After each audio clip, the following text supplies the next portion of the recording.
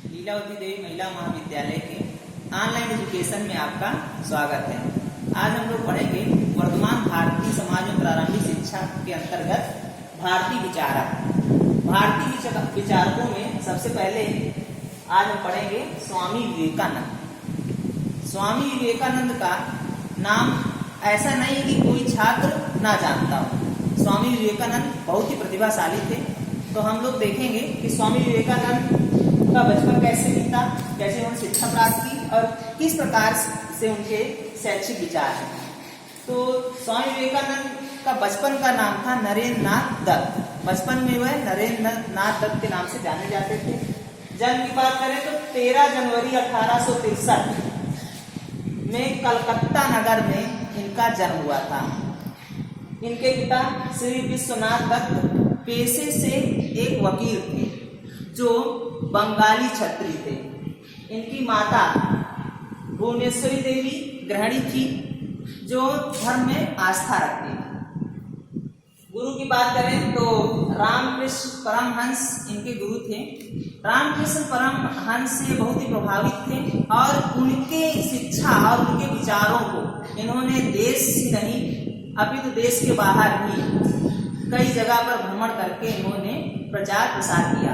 इसी पर ये 25 वर्ष की आयु में 31 मई 1893 ईस्वी में सर्वधर्म सम्मेलन में अमेरिका भी गए थे और अमेरिका में जाकर इन्होंने भारतीय संस्कृति का नाम रोशन किया।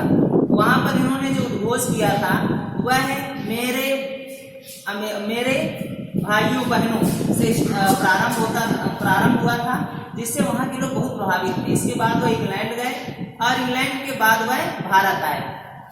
इस प्रकार से उन्होंने भारत ही नहीं इंग्लैंड अमेरिका जैसे देशों में भी भारतीय संस्कृति का प्रचार प्रसार किया और उन्होंने भारतीय आदर्शों को नए कीर्तिमान प्राप्त किए। अब यदि बात करें इनके शिक्षा की तो इन्होंने कॉलेज स्तर तक की शिक्षा प्राप्त की थी। इन्होंने Scottish church college, Vidyasagar college, presidency university आदि कॉलेजों में उन्होंने शिक्षा प्राप्त की। किंतु कभी कभी प्रकृति को बहुत कुछ ऐसा मंजूर नहीं होता जो हम चाहते हैं। कारण यही था कि 4 जुलाई 1902 ईस्वी में अल्प आयु में ही इनकी मृत्यु हो गई। अब बात करते हैं स्वामी जी के शैक्षिक विचारों की। तो पहला है शैक्षिक सिद्धांत। तो शैक्षिक सिद्धांत नंबर 1, विद्यार्थी को व्यवहारिक प्रशिक्षण देना चाहिए। स्वामी विवेकानंद जी का मानना था कि बालक को व्यवहारिक प्रशिक्षण देना चाहिए, केवल सैद्धांतिक प्रशिक्षण के द्वारा उसका विकास संभव नहीं है। दूसरा है व्यक्ति को स्वयं अनुशासन रखना जरूरी है। व्यक्ति को स्वयं में अनुशासित रहना चाहिए।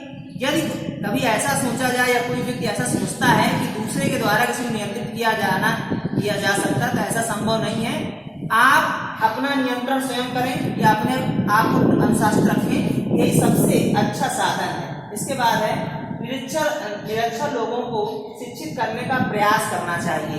स्वामी विवेकानंद का मानना था कि जो भी निरक्षर लोग हैं, जो अनपढ़ हैं, उनको आपको पढ़ने के लिए प्रेरित करना चाहिए और जितना हो सके उतना आप प्रयास करें कि वह भी शिक्षित हो जाए। इसके बाद आध्यात्मिक विकास के साथ भौतिक विकास भी होना चाहिए।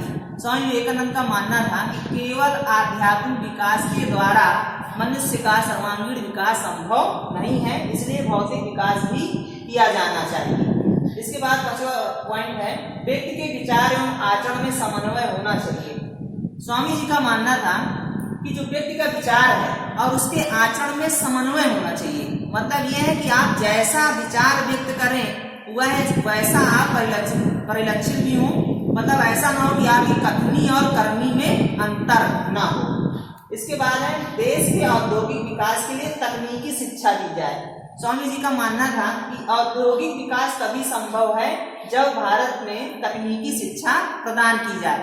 तकनीकी शिक्षा के अभाव में हमारे औद्योगिक जो संस्थान है उनका संचालन कुशलता से नहीं हो सकता। अब बात करें स्वामी जी के अनुसार शिक्षा का अर्थ। स्वामी विवेकानंद का मानना था कि शिक्षा व्यक्ति के अंतर्निहित पूर्णता की अभिव्यक्ति है, अर्थात मनुष्य अपने में ही पूर्ण है।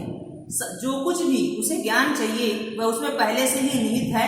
केवल शिक्षा के माध्यम से उन आंतरिक गुणों को बाहर की ओर प्रस्फुटित करना, मतलब उनको बाहर लाना है, मतलब व्यक्ति को अपना आत्म साक्षात्कार करना है। शिक्षा ऐसी होनी चाहिए जो व्यक्ति की अंतिम जो इच्छाएं हैं या अंतर्निहित शक्तियां हैं उनको वह बाहर लाए।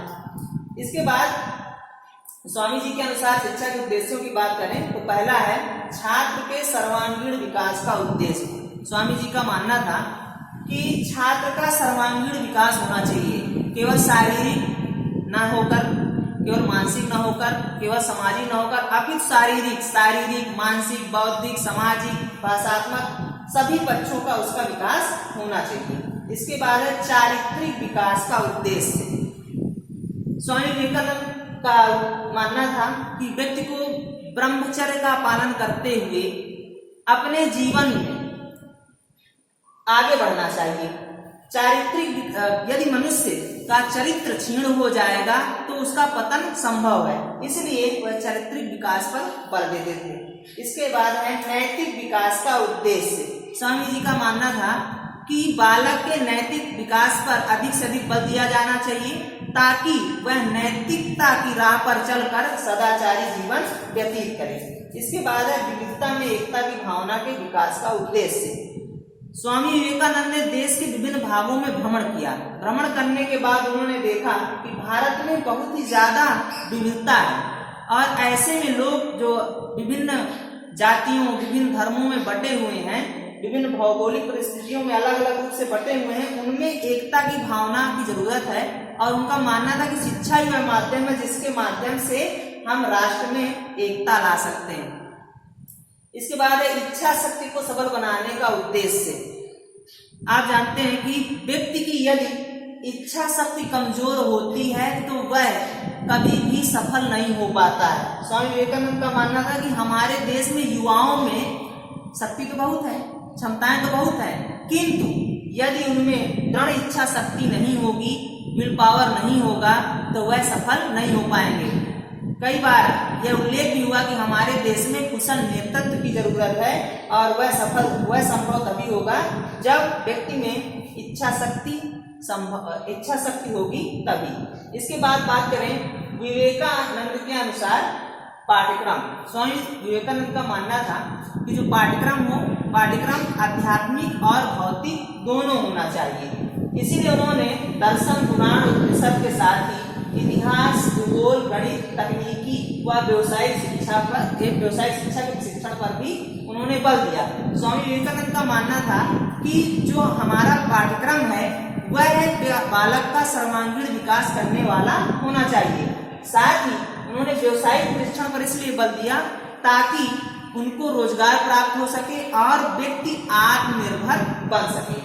इसके बाद बात करें शिक्षण विधियों की तो स्वामी विवेकानंद ने अपने शैक्षिक विचारों में सबसे पहले योग विधि पर बल दिया। उन्होंने कहा कि योग विधि के द्वारा ही जो भी वांछित वृत्तियां हैं उन पर नियंत्रण किया जा सकता है।